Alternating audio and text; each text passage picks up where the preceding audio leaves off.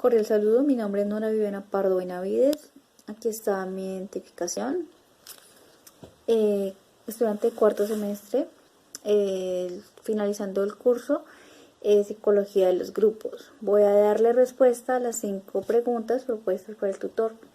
La primera, recrea a través de un ejemplo qué es un grupo y cuáles son los criterios básicos para su existencia según lo aprendido en el curso.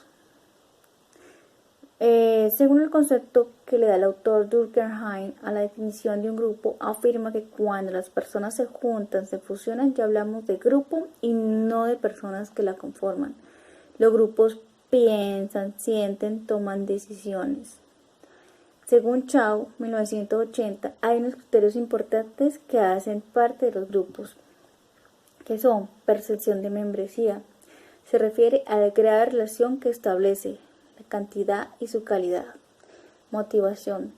Yo seleccioné el grupo de tiempo libre, va ligado a lo de la iglesia, entonces sería la motivación de saber que siempre en la iglesia los esperan con las puertas abiertas y saben y aceptan que el cambio conlleva de un proceso. Las metas en comunes de este grupo son cambiar la forma de vivir para agradar a Dios respetando al prójimo.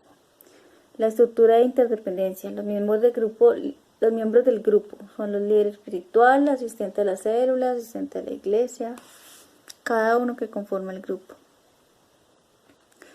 La interacción interpersonal, el cómo se comunica con sus miembros y con los demás de una forma ética, respetando los gustos y creencias sin entrar en conflicto. Por ejemplo, cuando se encuentran de diferentes iglesias, no comparten por lo menos la idolatría y todas esas cosas, pero igual se respetan porque todos van guiados a un mismo objetivo, que es agradar a Dios.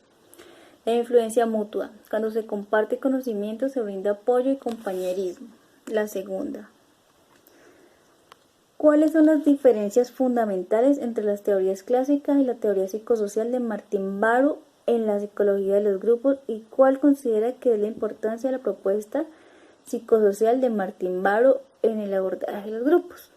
Bueno, la teoría clásica analiza a las personas por su rol, estatus, cohesión y los comportamientos, o sea, la conducta, importancia, el valor que ejerce dentro del grupo, o sea, la posición, los sentimientos y las emociones que los atraen a ser partícipes de estos grupos. Cherry y Cherry, 1956. En cuanto a la teoría psicosocial, analiza a las personas por su tipo de interacción, relaciones sociales. La estructura de un grupo sería la consecuencia de un proceso meramente interpersonal. Martin Barrow, 1991. La diferencia que existe entre estas dos teorías es la manera en que se define el grupo. La importancia de la propuesta psicosocial de Martin Barrow en el abordaje de los grupos es que exista una estructura de relaciones y vínculos entre personas que se orienten en cada circunstancia en función de las necesidades individuales sin olvidar los intereses colectivos. De esta perspectiva hay unos parámetros que se deben tener en cuenta, tales como la identidad, que es lo que los define y caracteriza frente a otros, el poder del que dispone el grupo en sus relaciones con otros y su actividad, lo que produce el equipo. La tercera. ¿Qué importancia tiene para el psicólogo identificar en un grupo los roles, el estatus, el liderazgo, la toma de decisiones, la gestión de conflictos, el rendimiento grupal y la estructura para la elaboración de un diagnóstico de una posible intervención? Los grupos se deben observar y analizar en la psicología desde diferentes perspectivas y disciplinas para aportar y así obtener un diagnóstico completo e idóneo sobre este tipo de grupo. ¿Qué busca?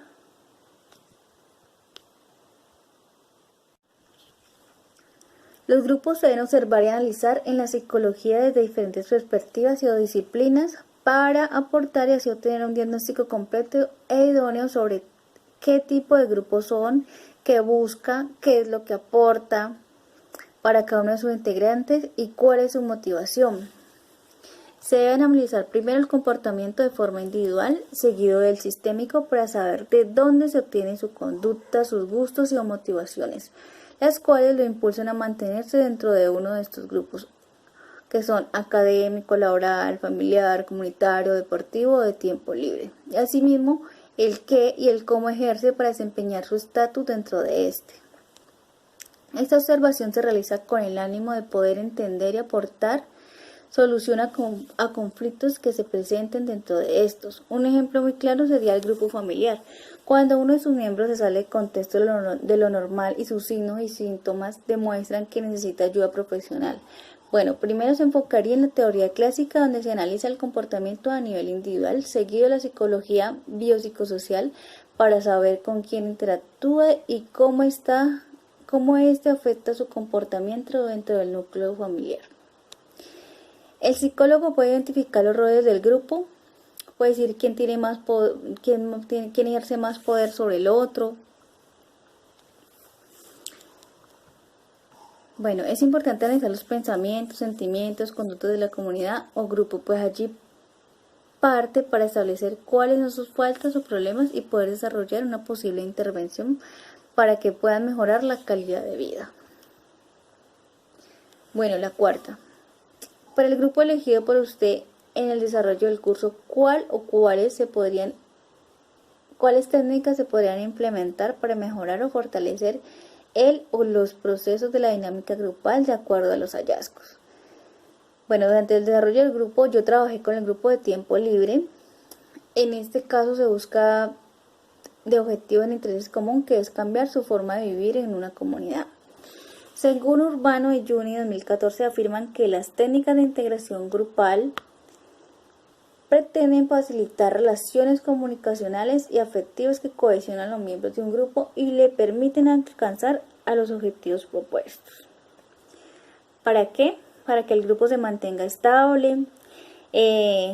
Para esto se necesita de un animador que facilite la cohesión, que los guíe mediante técnicas que utilizan el conocimiento y adaptación a las diferencias que posee cada miembro, con sus habilidades, sus características personales.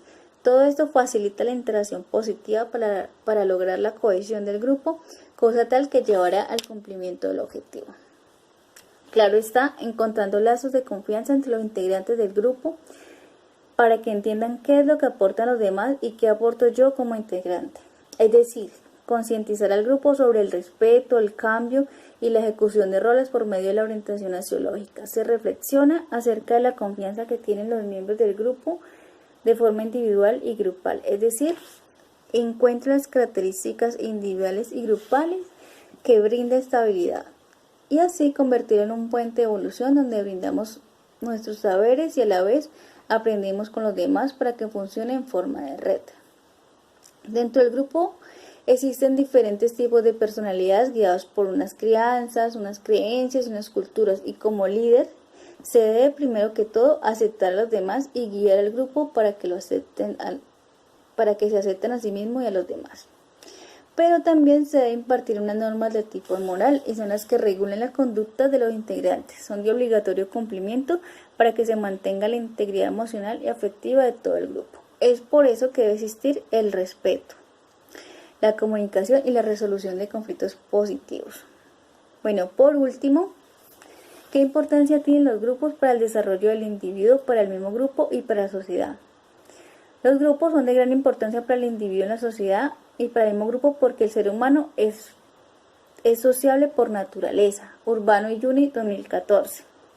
Las personas aportan al grupo sus conocimientos, habilidades, actitudes, características personales, capacidades y competencias. A la vez extraen del grupo recursos de todo tipo para poder desarrollarse en un plano personal y como parte del conjunto social.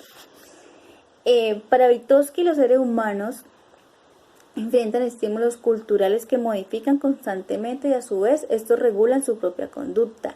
El ser humano aprende a pensar, a percibir, a memorizar a través de la mediación de otros seres humanos para que se dé el entreaprendizaje.